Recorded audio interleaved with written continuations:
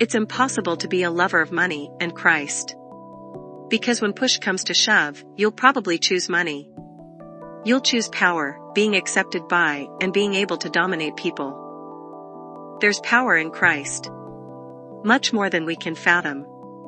The problem would be that to access his power, we have to succumb to his ideals. And not only that, we're probably not going to get what we desire, which in most cases is to be admired and envied by others, but what is actually best for us in the long run and forever. We think there won't be nothing better than to have the ability to do whatever we want whenever we want. But what happens to the body when it eats whatever it wants and lives without any sort of struggle, like exercise? It becomes weak and bloated. Our lifespans diminishes, and we have a false sense of pride and a don't-care attitude of being uncontrollable. By choosing money as our God, we'll be willing to step on other people to get it. We'll call it a game where only the most ferocious win. The enormous piles of broken, mangled bodies matter little. They're used to make those in power look even taller.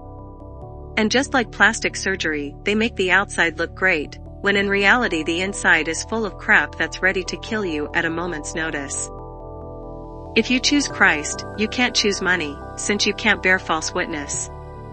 What people like to call persuasion, or a little bit of embellishment, is just downright lies, cheating, and manipulation.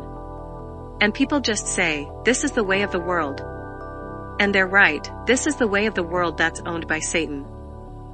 You have to be willing to destroy someone else's business, because they're better than you. Think about that. Someone who might have come from a worse background than you, and who could have made the world a better place than you. But since you're not the one receiving the praises, who cares about the world? When people say that you're selling your soul, you don't need to sign a contract. Your unnecessary actions are the signature. The world tells you to take, Christ tells you to give, to share what you have. You've been taken from, and you know how bad it feels. So, you decided to copy and/or be the bigger taker. When you should have realized that taking does not work, because you're giving yourself to something dark that will come back to take back 7 times over what you took from others. While if you give, you'll be given to. What did Christ do with the power he had? He did everything in his power to make things better for others, never for himself. People will make the excuse that the tactics they use is a necessary evil. There's no necessary evil, it's just evil. Or they'll say it's thanks to their money that we're able to do this and that. Yes, because we're being forced to, and if we try to use any other method but by the one that gives power to them, we get murdered. But no matter how much they try to trap us into their system, we have a way out through Christ. And we're going to suffer a lot. Much more than the evildoers. But while we go through glorious suffering, they go through sinful pleasure. And whoever we follow while we're alive, will be the one we'll meet in the afterlife. It's not just a promise, it's a fact. Those who can't follow Christ in this lifetime wouldn't be able to appreciate him in heaven anyway. Therefore, everyone will be meeting with their respective beloved.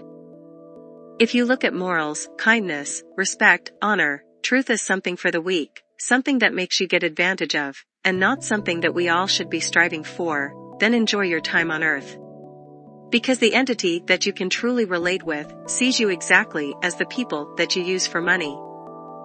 Don't lie to yourself and say that you're doing this for the right reasons. You know very well what Christ is against and what he is for. Forgiveness will come, but only if you let go of your bad habits. Forget those around you and their wicked ways. They're irrelevant. They're trying to drag you down with them. And even though they know they're wrong, they don't want to accept this and refuse to admit it to others. Whatever they can do to you pales in comparison to what will happen if you keep going down this road. Save your fear for God only. Because once you fear God, you'll fear no man or situation ever again.